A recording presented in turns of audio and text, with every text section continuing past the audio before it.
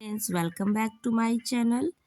आज हम लेकर आए हैं economics 6th semester paper 1 chapter number 5। जैसा कि आपने प्रीवियस वीडियो में देखा है, चैप्टर 1, 2, 3 एंड 4 के बुक के कंटेंट के इम्पोर्टेंट्स टॉपिक्स मैंने आपको बता दिए हैं और सिलेबस भी आपको दिया गया है। प्लेलिस्ट में जाइए, BA economics 6th semester Indian economy and economic of Uttar Pradesh के पेपर 1 एंड पेपर 2 में प्लेलिस्ट में अवेलेबल है। आप सभी इसके प्रीवियस वीडियो देख सकते हैं और इस वीडियो में लास्ट तक ज़रूर बने रहिए और चैनल पर नए हैं तो चैनल को का बेल आइकन प्रेस करना ना भूलिए और चैनल को सब्सक्राइब जरूर करिएगा और शेयर भी करिए, क्योंकि आपका जो 6 सेमेस्टर वाले हैं, 6 सेमेस्टर वालों का एग्ज़ाम जो है वो मई के सेकेंड वीक से स्टार्ट होगा। सेकेंड में या थर्ड में आपका एग्ज़ाम है, तो आप सभी अभी से प्रिपेयर हो जाइए। आपके पास वक्त बहुत कम है, ठीक है। फटाफट अपने नोट्स जो है, अपने क्वेश्चंस जो है तैयार करिए। मैं भी अभी आपको यहाँ पे मॉडल पेपर प्रोवाइड कराऊंगी। जैसे ही आपका ये कंप्लीट होता है, मॉडल पेपर के साथ साथ आपके इम्पॉर्टेंट क्वेश्चंस भी आपको प्रोवाइड कराए जाएंगे जो आपके एग्ज़ाम में आ सकते हैं। तो आज हम फिफ्थ चैप्टर में देखेंगे भारत में कृषि कीमत नीति। तो कृषि कीमत नीति क्या है, इसको हम देखेंगे। तो इसका अभी यहाँ परिचय दिया हुआ है, तो आइए देखते हैं। भारत में कृषि वस्तुओं की कीमतों में अत्यधिक उतार चढ़ाव आते रहते हैं, जिसका अर्थव्यवस्था पर बुरा प्रभाव पड़ता है। इसलिए ऐसी कृषि मूल्य नीति बनाने की आवश्यकता होती है जो कृषि कीमतों में स्थिरता लाकर उत्पादक एवं उपभोक्ता दोनों के हित की रक्षा हो सके। तो कृषि मूल्य नीति सरकार द्वारा कृषि मूल्यों से संबंधित वह नीति है जिसका उद्देश्य कृषि मूल्य में स्थिरता लाना है। कृषकों को उत्पादन प्रेरित विनियोग करने तथा आधुनिक तकनीक अपनाने के लिए प्रेरित करना तथा उपभोक्ताओं को उचित मूल्य तथा उचित मात्रा में कृषि पदार्थ उपलब्ध कराना ही है। आगे हम देखेंगे कृषि कीमत नीति की आवश्यकता क्यों पड़ी। तो कृषि कीमत नीति की आवश्यकता क्यों पड़ी, यहाँ देखते हैं। Need and objects of agriculture price policy. Bharat जैसी कृषि प्रधान विकासशील अर्थव्यवस्था जहां गरीबी की व्यापक और जनसंख्या तीव्र गति से बढ़ रही है कि नियोजन प्रक्रिया में कृषिगत कीमतें महत्वपूर्ण भूमिका निभाती हैं। भारत में निम्न प्रति व्यक्ति स्तर के कारण जनसंख्या अपनी आय एक बहुत बड़ा भाग खाद्यान्न रूप में व्यय करती है। ऐसी स्थिति में कृषिगत वस्तुओं की कीमतें सामान्य व्यक्ति के जीवन पर अत्यधिक प्रभाव डालती हैं। अतः उत्पादकों एवं उपभोक्ताओं दोनों के हितों की रक्षा के लिए समुचित कृषि कीमत नीति की आवश्यकता पड़ती है। इसके लिए सरकार को चाहिए कि अतिरिक्त उत्पादन को उचित दामों पर उत्पादन लागत और न्यूनतम लाभ किसानों से खरीद ले, क्योंकि ऐसा न करने पर पूर्ति मांग की स्थिति होने के कारण कृषि कीमतें स्वतंत्र बाजार में गिरेंगी, जिससे कृषकों की अत्यधिक हानि हो सकती है। आगे देखेंगे सरकार की कृषि मूल्य नीति के उद्देश्य कौन कौन से हैं। 1, 2, 3 करके दिया है, आप सभी इसे नोट कर सकते हैं। भारत सरकार की कृषि मूल्य नीति के मुख्य उद्देश्य निम्नलिखित है। पहला है किसानों को उनके उत्पादों की उचित तथा उत्साहवर्धक कीमत दिलाना, ताकि उत्पादकों को उत्पादन बढ़ाने के लिए प्रोत्साहन मिलता रहे। दूसरा है उपभोक्ताओं को उचित कीमत पर कृषि वस्तुओं की पूर्ति उपलब्ध कराना, ताकि अल्प आय वर्ग के लोग कृषि उत्पादकों को खरीद सकें। तीसरा है कीमतों में स्थिरता लाना। चौथा है कृषि वस्तुओं की मांग एवं पूर्ति में समन्वय स्थापित करना। पांचवा है कृषि वस्तुओं की कीमत में होने वाले मौसमी एवं चक्रीय उतार चढ़ाव को कम करना। इस तरीके से आपके ये पॉइंट्स दिए हुए हैं। आगे देखेंगे अब कृषि मूल्य नीति की आवश्यकता क्यों पड़ी। तो किसानों को इस बात पर पूर्ण विश्वास होना चाहिए कि कृषि का उत्पादन बढ़ाने के लिए वे जो अतिरिक्त निवेश तथा परिश्रम करेंगे उसका उन्हें उचित लाभ प्राप्त हो। दूसरा है किसानों को जमींदारों, महाजनों, साहूकारों आदि के शोषण से बचने के लिए कृषि मूल्य नीति का बनाया जाना आवश्यक है। तीसरा है कृषि उपज के प्रकृति पर निर्भर होने के कारण इसमें बहुत अधिक उतार चढ़ाव आते रहते हैं।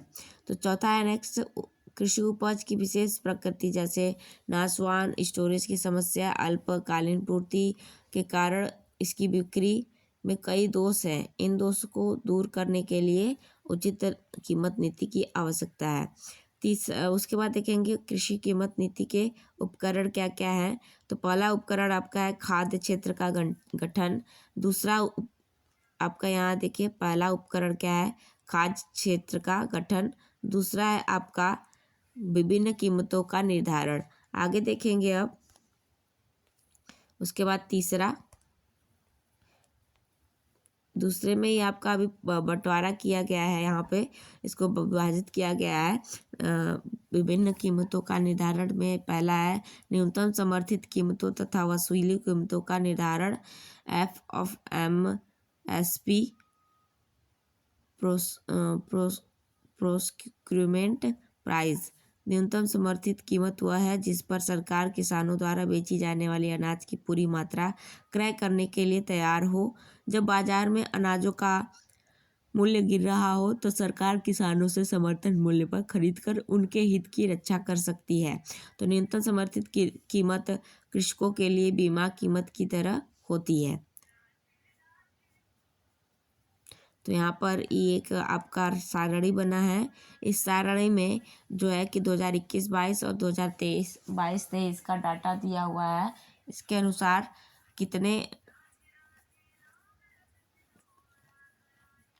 कितने फसलों के उपज के दाम यहाँ पे पड़े गिरे। ठीक है, आगे देखेंगे निकासी या जारी कीमतें। ये MSP के अकॉर्डिंग ही है, निकासी या जारी कीमतें। फिर तीसरा हम देखेंगे खाद्य प्रबंधन। फिर चौथा कृषिगत उपजों के लिए दोहरी मूल्य नीति।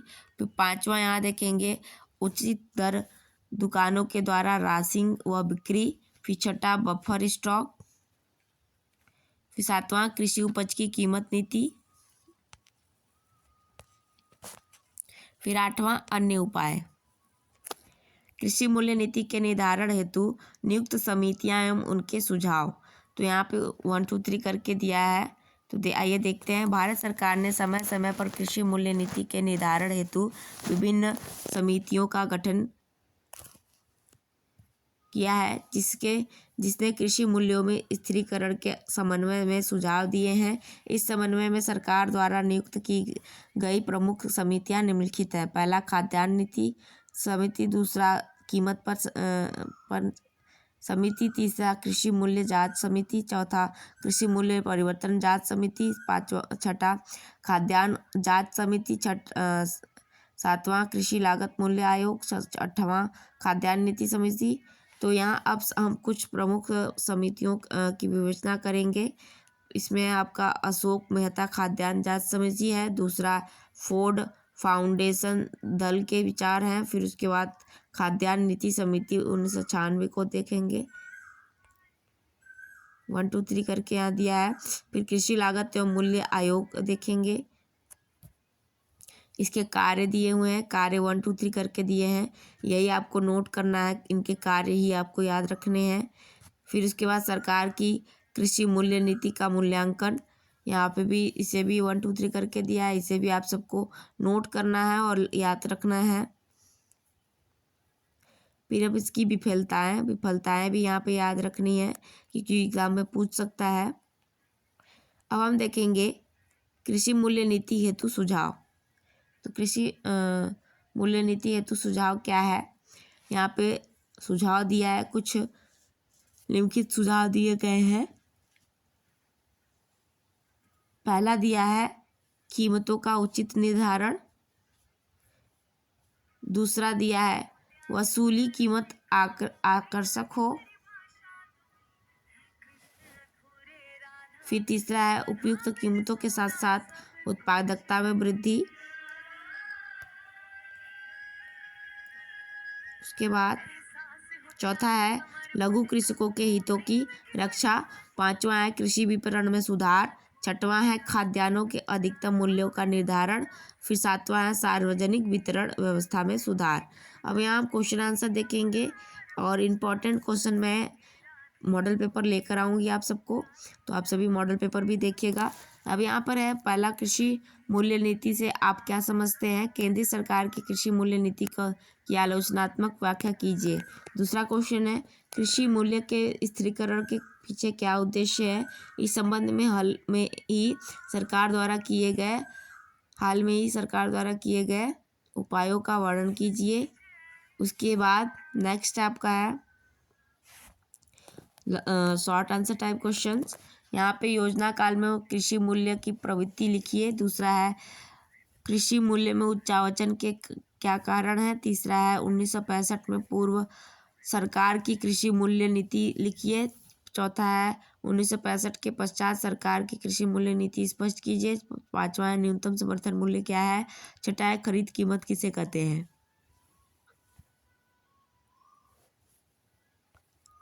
अब यहाँ very short objective type question है, इसे भी आप सभी देख सकते हैं।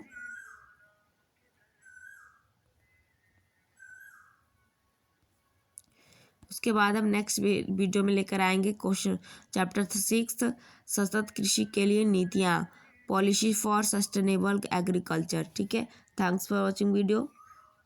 यदि आपका इसमें से किसी का ज्योग्राफी है तो ज्योग्राफी का भी देख सकता है।